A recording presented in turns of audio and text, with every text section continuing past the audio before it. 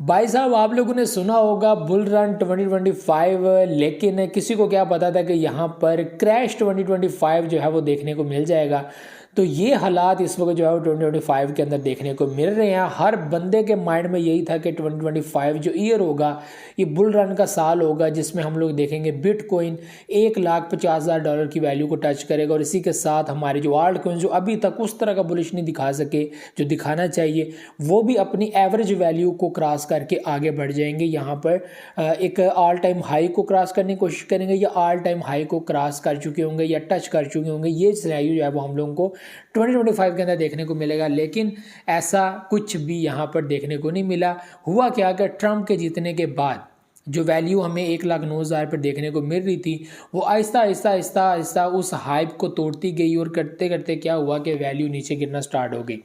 और आप लोगों को मैंने 1-1.5 मंथ पहले ही बता दिया कि वैल्यू मुझे लगता है कि जिस तरह से बुलिश तेज़ी के साथ हुई है उसी तरह नीचे भी जा सकती है, क्योंकि ऐसा ही क्रिप्टो मार्केट में होता है, या ऐसे ही ट्रेडिंग प्लेटफॉर्म के अंदर होता है कि जब एक बहुत बड़ा बुलिश आ जाता है फिर वैल्यू क्रैश होने की कोशिश करती है या रीटेस्ट करने की कोशिश करती है। तो यहाँ पर जो वैल्यू 1,09,000 पहुंची थी वो अब 76,000 को टच कर चुकी है।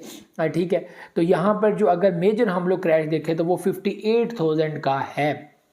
आपको मैं बता भी चुका हूँ 58,000 का जो है वो क्रैश है, जो अभी भी पॉसिबिलिटीज़ हैं मेरे हिसाब से। मैंने एनालिसिस किया या मेरे मुताबिक जो ट्रेंड लाइंस या सारी इंडिकेटर्स मैं देख रहा हूँ कि जितना बुलिश यहाँ पर देखने को मिल रहा है, जिस तरह से कंसिस्टेंसी के साथ जो है वो एक बुलिश देखने को मिल रहा है, उसमें 58,000 हमारे पास एक ऐसा पॉइंट है। अगर वैल्यू गिरती गिरती गिरती अगर दोबारा से बुलिश करना स्टार्ट हुई तो ये वो पॉइंट है, एक मेजर पॉइंट है, मेजर सपोर्ट एरिया बनेगा, जहाँ से वैल्यू एक बार फिर खड़ी होगी, स्टैंड लेगी और दोबारा से जो है वो बुलिश करने की कोशिश करेगी। तो 58,000 का पॉइंट जो मुझे नज़र आ रहा है। लेकिन फिलहाल हर बंदे के माइंड में यही होगा, और इस टॉपिक का भी हर बंदा इंतजार कर रहा था कि भाई साहब ये क्या सिनेरियो है, बुल रन करते करते भाई साहब क्रैश 2025 देखने को मिल गया। तो यहाँ पर ये भी मैं चीज़ बता दूँ कि ये क्रैश ओरिजिनली क्रैश कोई नहीं है।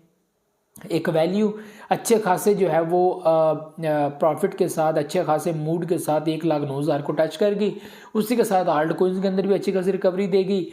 दोबारा से क्या हुआ कि वैल्यू रीटेस्ट करने गई और करते करते 75 एंड 70,000 लोगों को ये था कि वैल्यू वापस आएगी, और अभी भी लोग ये कहते हैं कि वैल्यू वापस आएगी।